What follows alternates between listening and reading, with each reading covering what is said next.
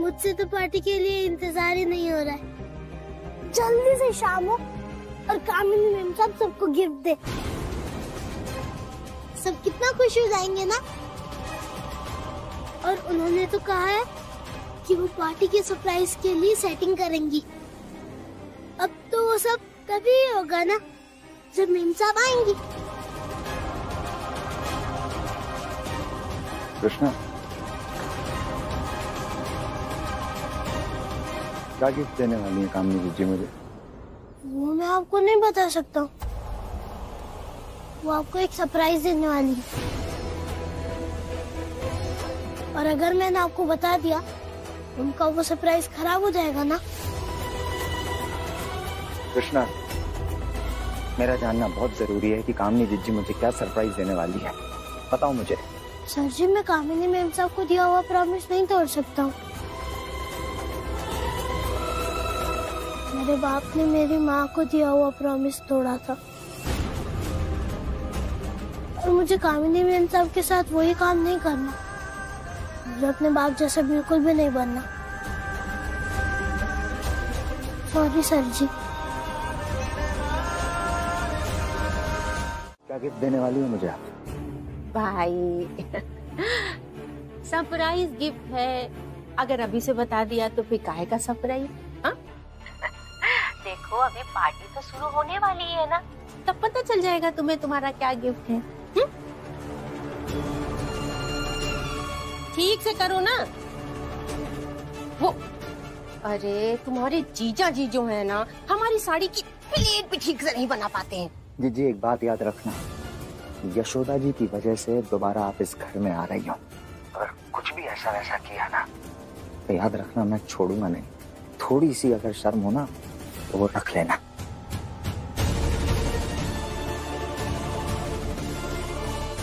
तमाशा तो आज हो करके रहेगा। गलती चाहे किसी की भी हो, सजा सबको मिलेगी। जिज्जी पर मुझे रत्ती भर भरोसा नहीं है, इसलिए नजर रखनी होगी। गलती मैंने की है तो सजा भी मैं भुगतूंगा, प्रायश्चित भी मैं करूंगा। अब तुम ही बताओ, गलत कहा क्या हमने? 4 पैसे है नहीं और खर्च इनको लाखों करने हैं। अरे एनिवर्सरी है, किसी की शादी थोड़ी ना हो रही है। क्या जरूरत है एनिवर्सरी की पार्टी करने की? लाखों रुपए फूक रहे हैं। और ये अरविंद दुकान में सामान डालने के लिए पैसे नहीं है, उसके लिए रोते रहते हैं। अब इनके पास पैसे कहाँ से आए? और आपको पता है अशोक भैया के पास भी ना आजकल पैसे वैसे नहीं है। उनका काम वाम बहुत कम चल रहा है। अरे नहीं मम्मी, बाबूजी क्या बोलेंगे? उनकी जेब थोड़ी ना ढीली हो रही है। नहीं, यहाँ पे ना सब लोग ऐसे खुश हो रहे हैं जैसे कि अशोक भैया और यशोदा भाभी की पार्टी के अलावा ना और कोई दूसरा काम ही नहीं है। नहीं मम्मी दिल जल रहा है हमारा। ऊपर से ये हमारे पति के पैसों पर नाचे जा रहे हैं तो दिल तो दुखेगा ही ना।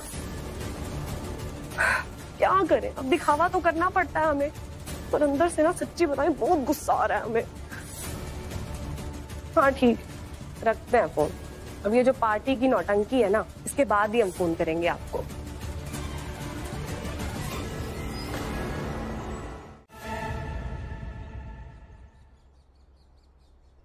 अरे भाई अच्छे से काम करो, सब बढ़िया दिखना चाहिए। और वो तारे उलझी हुई हैं उन्हें सही करो। बाबूजी, अम्मा ना हमेशा यशोदा भाभी की साइड लेती रहती है, भले धरती पलट जाए। लेकिन आप तो हमारी बात समझिए ना बाबूजी। वो जो कृष्णा है ना, उसकी नौटंकी अभी तक इस घर के अंदर थी। हम ना चाहते हुए भी उसे बर्दाश्त कर लेते थे। लेकिन आज इतनी बड़ी पार्टी है, वहाँ पे इतने सारे लोग आएंगे। अगर वो देखेंगे कि घर का नौकर घर के बच्चे की तरह रह रहा है, तो आप सोचिए अच्छा थोड़े लगेगा। बाबूजी, आप चाहे कृष्णा को कितना भी नौकर कह ले, लेकिन भैया भाभी उसे अपना नौकर नहीं मानते अभी तक। और बाबूजी, पार्टी में सुनाई कम और दिखाई ज्यादा देता है, और फिर लोग याद भी वही रखते हैं जो दिखता है।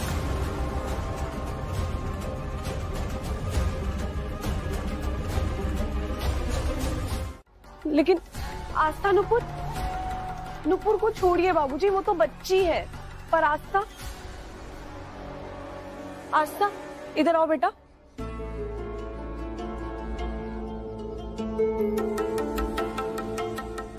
बाबूजी, जब घर में कुछ भी बड़ा होता है ना, तो सबसे ज्यादा खुशी बच्चों को होती है। उनको लगता है कि सब उनकी मन का करेंगे। उनको ना प्राउड फील होता है, उनको इम्पोर्टेंस फील होती है। लेकिन यहाँ जब से ये कृष्णा आया ना इस घर में, आस्था नुपुर के लिए कुछ खास बचा ही नहीं है।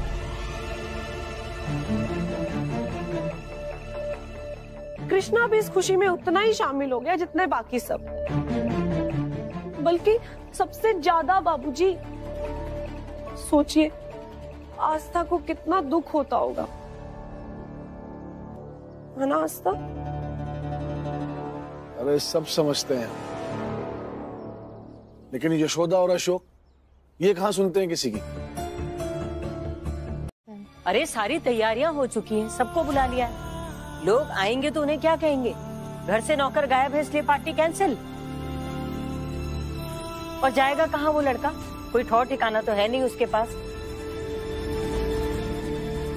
बेवकूफ को इतनी अकल तो होनी चाहिए थी कि पार्टी के दिन ना जाए। सब लोगों को परेशान करके रख दिया। अब जो भी है माँ, जब तक कृष्णा घर वापस नहीं आ जाता कोई पार्टी वार्टी नहीं होगी। आइए ढूंढते हैं उसे। मम्मी, पापा, मैं भी आप दोनों के साथ कृष्णा भैया को ढूंढने चलूंगी।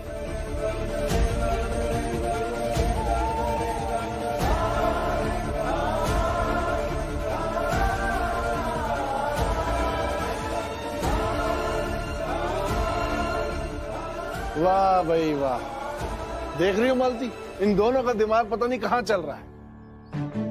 मतलब अब इस घर की खुशियाँ कृष्णा पे निर्भर करेंगी। अरे शांत हो जाइए बाबूजी। अरे अभी पार्टी में बहुत टाइम है, मिल जाएगा, होगा कहीं ना कहीं, हम भी देख के आते हैं।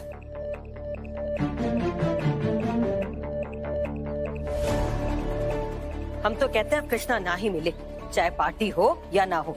कम से कम रोज की किटकिट से तो परेशान नहीं होंगे हम लोग। सही कहते हैं अम्मा, अपना झेला हुआ ही ना अच्छे से समझ में आता है।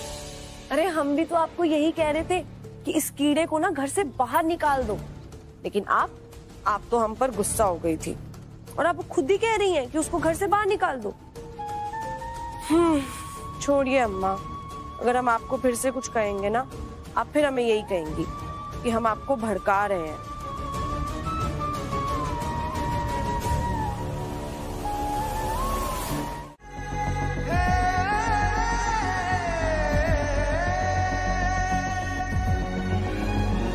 इतनी देर से घर वापस नहीं गया हूँ। यशोदा मैडम जी और सर मुझे जरूर ढूंढ रहे होंगे।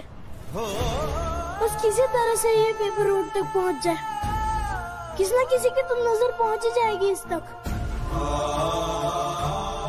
बस यही एक रास्ता समझ आ रहा है बाहर निकलने का।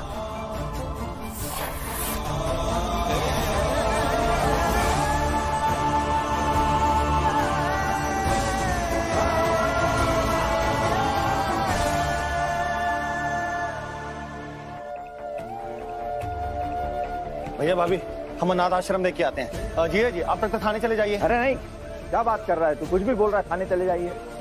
थाने जाएंगे पूरा केस बिगड़ जाएगा। बात कोर्ट तक जाएगी और कोर्ट कहेगी कि आप एक बच्चे को नहीं संभाल पाए। कहीं नहीं जाना थाने वाले। हाँ अशोक जी सही कह रहे हैं, ये रिस्क नहीं ले सकते हम लोग। हम सब मिलकर ही ढूंढ लेते हैं, अलग अलग दिशाओं में ढूंढते रहते हैं। चलिए।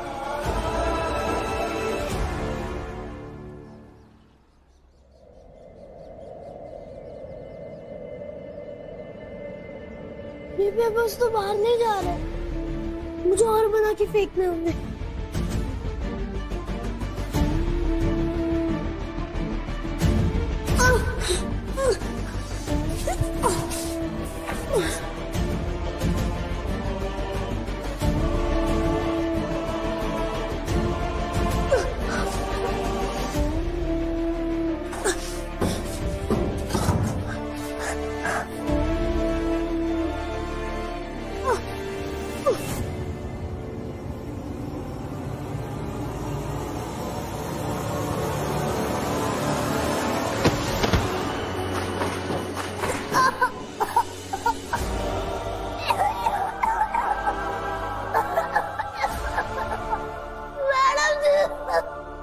कृष्णा, ये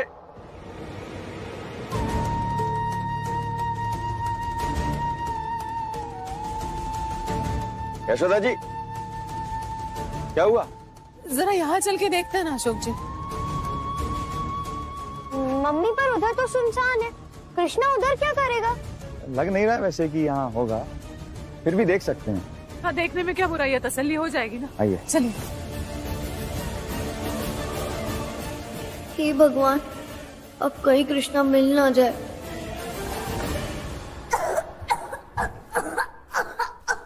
मैडम जी, सर जी, बताइए ना, सर जी।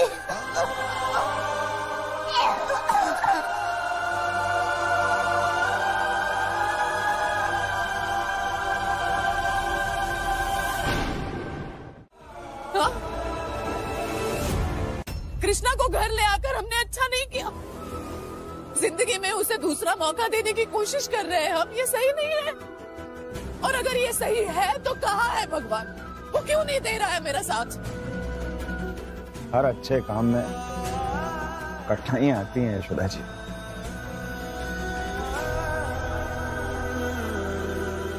मम्मी, आप ऐसे रोइए मत। आप ही तो कहती है कि भगवान जी किसी न किसी रूप में तो अपने साथ देते ही हैं, तो अब भी देंगे।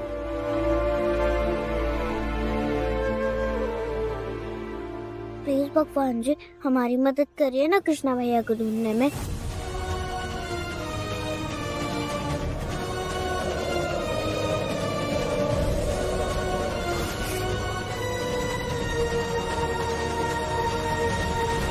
भगवान साथ दे न दे, मैं ढूंढूंगी कृष्णा को।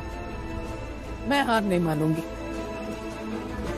मैं लड़ूंगी अपने घर परिवार की उम्मीदों पर खरा उतरने के लिए और कृष्णा की जो जिम्मेदारी दी है उसे निभाने के लिए।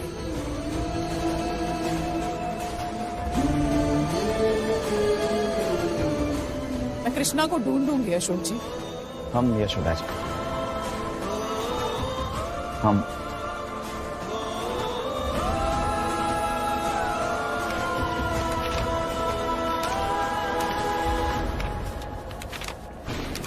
कृष्णा को बंद किया था, मुझे नहीं पता कि वो कैसे बेहोश हुआ। सब उसको होश आएगा तो वो सबको बता देगा कि मैंने ही उसे बंद किया। चाची, मुझे बहुत डर लग रहा है। सब लोग मुझे बहुत मारेंगे। सब लोग ये समझेंगे कि मैंने ही उसे बेहोश किया था। मैं क्या करूं चाची, बताओ ना। कुछ नहीं होगा आस्था, तुम डरो मत, ऐसे कुछ नहीं होने वाला। तुम ना बस एक काम करो, तुम ना उस कृष्णा पर नजर रखो। जैसे उसे होश आता है सबसे पहले जाके उससे माफी मांग लो। और हाँ, उसे ना तुम ये कहना कि तुमने ये सब इसलिए किया था ताकि वो इस पार्टी में ना आ सके, ठीक है? और उसे ये भी कहना कि अगर वो तुम्हें अपनी बहन मानता है ना तो वो किसी से कुछ ना कहे और तुम्हें माफ कर दे। लेकिन आस्था, तुम्हारे पास इसके अलावा और कोई रास्ता नहीं बचा। तुम्हें ये करना पड़ेगा। और थोड़ा सा रोना धोना करो, वो इमोशनल कार्ड होता है ना, वो प्ले करो, ठीक है? देखना निकल जाएगा पक्का। घर में एक बोझ की तरह पल रहा हूँ। सब मुझसे सुना नहीं गया और हम दोनों के बीच में लड़ाई हो गई। और लड़ाई करते करते हम कमरे के अंदर चले गए और वो दरवाजा बंद करके वहाँ से भाग गया। लेकिन तुम बेहोश कैसे हो गए? वहाँ पर एक डिब्बा रखा था जिसमें कुछ था। मैं वहाँ से बाहर निकलने की कोशिश कर रहा था तो डिब्बा मुझ पर गिर गया और मैं बेहोश हो गया।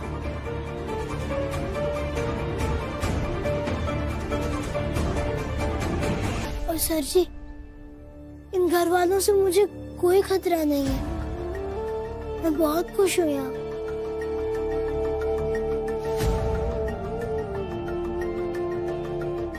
अब मैं जाऊं क्योंकि आज रात को पार्टी है और सबको तैयार होना है। ठीक है, आप लोग इसका ख्याल रखिएगा।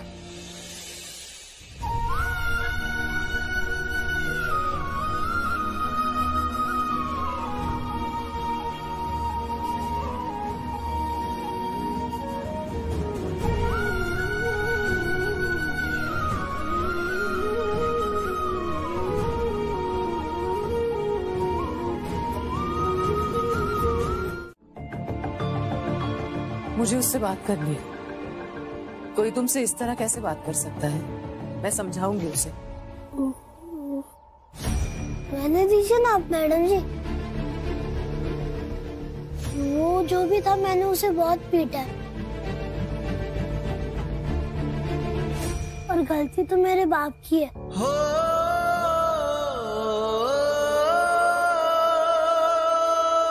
अब उनकी वजह से किस किस को समझाएंगे? छोड़िए ना। और हाँ सर जी, आप और मैडम जी पार्टी के लिए तैयार हो जाइए, अभी आ जाएंगे मेहमान।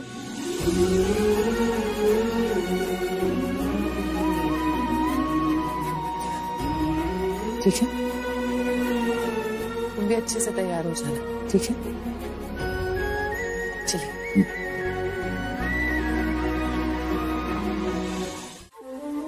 बड़ी सुंदर लग रही हो, क्या बात है? शुक्रिया। तुम्ही को ढूंढ रहे थे हम। अच्छा।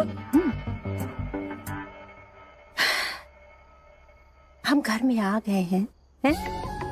तुम्हारे सामने खड़े हैं, तुमने हमारा स्वागत नहीं किया। हम बेटी हैं घर की और तुम हो छोटी बहू। ना तुमने हमारे पैर छुए, ना तुमने हमें पानी पूछा, है? अच्छी बात नहीं है ये मास्टर ने।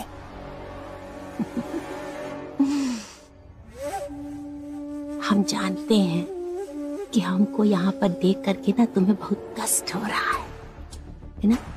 लेकिन एक बात बताएं, कामिनी की सेहत पे रत्ती भर भी फर्क नहीं पड़ता है कि उसको बुलाने उसका घर का नौकर आया है या बड़ी बहू।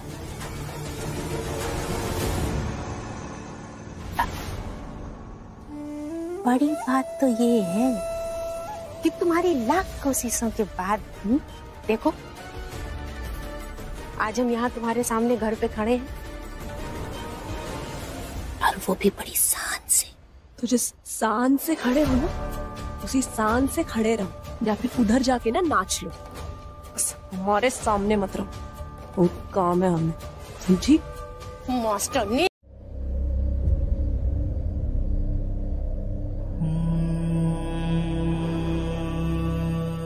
देख, अब तक मैं ही तुझे सब छुपाने के लिए कहता रहा कि मत बता, लेकिन आज मैं ही कह रहा हूं कि बता दे। तेरे की बातें किसी और को मुझसे बता लगी और चीजें बिखर जाए तो क्यों नहीं बता देता? फिर जो होगा देखा जाएगा। देख, इतने दिनों से तेरे को मैं परेशान देख रहा हूं कि कैसे घुट घुट कर जी रहा था। और जब इंसान का दम घुटने लगे ना, सांस ना, उसे अपने आसपास की दीवारें गिरा देनी चाहिए। इसीलिए कह रहा हूं, तोड़ दे दीवारें, बता दे सच और कर दे खुद को आजाद।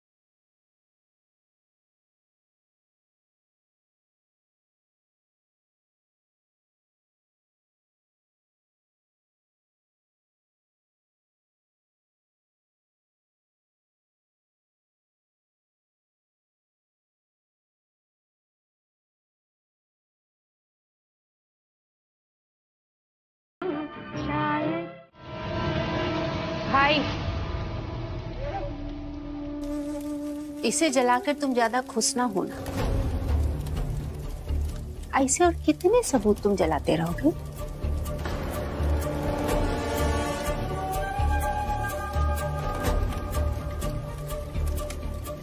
एक ना एक दिन तो सच्चाई सामने आ ही जाएगी ना। ये आग बुझकर राख हो जाएगी। हाँ, इसमें हमारे कुछ पैसों का नुकसान हो गया, लेकिन तुम्हारे सच की आग में जलेगा तुम्हारा और यशोदा का रिश्ता।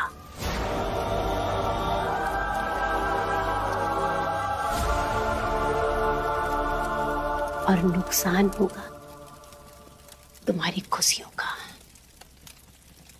देख लेना। अब चाहे कुछ भी हो जाए जिज्जी,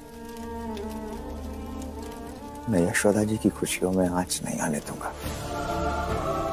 मैं उनसे इतना प्यार करता हूं कि उनकी खुशियों के खातिर खुद को आग लगा दूंगा। मैं अपनी जिंदगी बर्बाद कर दूंगा,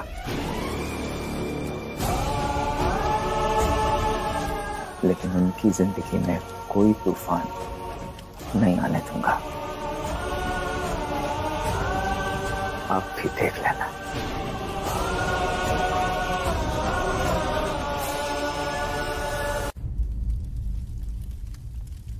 तो काहे नहीं बता देते हो अपनी सच्चाई यशोदा को?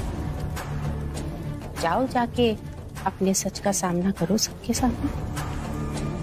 कर लो कबूल। है हिम्मत? अगर हिम्मत है तो दिखाओ। हम बाहर हैं, इंतजार कर रहे हैं तुम्हारा।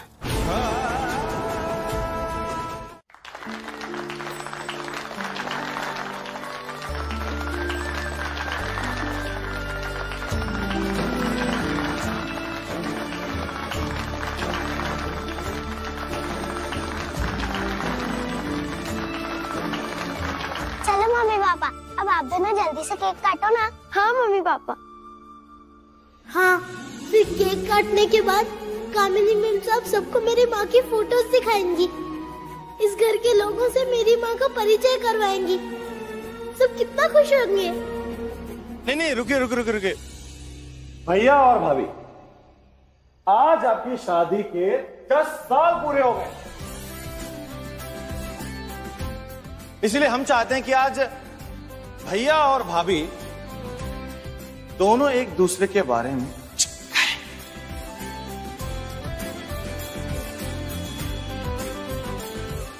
अपने ये बीते साथ में 10 साल इसका एक्सपीरियंस हमारे साथ शेयर करें, है ना?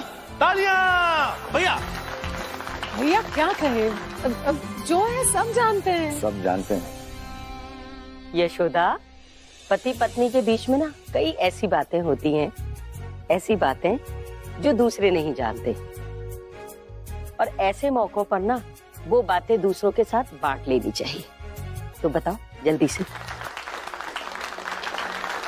आज कैसे भी करके अपनी सच्चाई सबको बता देना। हर पल डर डर कर जीने से अच्छा है कि एक ही बार डर का सामना हो जाए। अरे तुम दोनों में क्या खुसुर फुसुर हो रही है? हाँ, कुछ नहीं, बोलो शुक। चलो बताओ जल्दी से।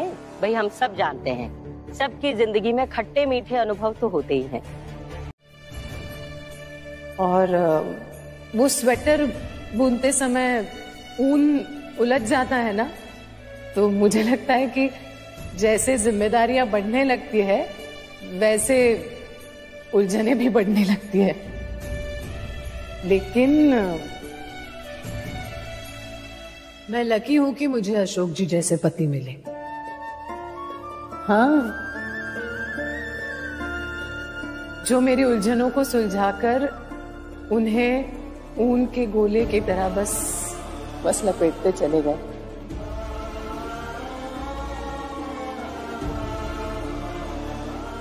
चाहे कैसी भी मुश्किल हो, बिना समय, बिना परिस्थिति देखे इन्होंने हमेशा हर बात में मेरा साथ दिया। और देखिए पता ही नहीं चला 10 साल,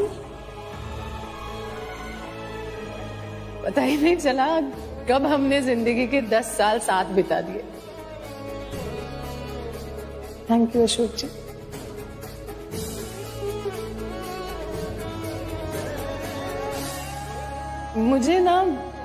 मुझे लगता है दुनिया की सबसे महंगी क्रीम जो किसी पत्नी के चेहरे पे चमक ला सकती है वो है उसके पति की ईमानदारी।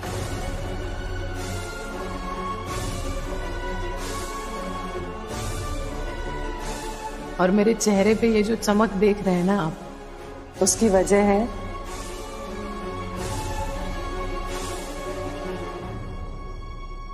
मेरे अशोक जी की ईमानदारी।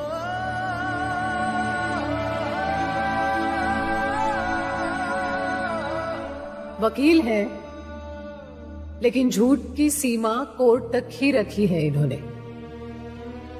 उसे कभी घर की दहलीज को पार करने नहीं दिया।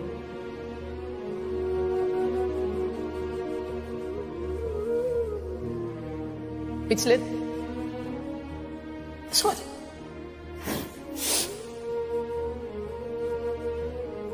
10 सालों में अशोक जी की वजह से मैं एक बेहतर इंसान बनी। वो अशोक जी हैं जिनकी वजह से मैं खुद एक ऐसी मजबूत दीवार बन गई हूं ना कि कोई भी मुसीबत को अशोक जी तक, मेरे बच्चों तक, मेरे परिवार तक पहुंचने से पहले रोक लेती हूँ। हमारे पापा ने ही सिखाया। हाँ कृष्णा भैया, ये गाना हमें हमारे पापा ने ही सिखाया। मैं तो तब छोटा ही था, तब से माँ ये गाना गा रही है। ये गाना उन्हीं का है। और प्लीज आप लोग इस गाने को लेकर झूठ मत बोलिए, ये मेरी माँ का गाना है। कृष्णा भैया, ये गाना आपकी माँ का कैसे हो सकता है? ये गाना पापा ने ही बताया था कि ये गाना उनके एक फ्रेंड ने लिखा है ना पापा? आपने ही कहा था ना?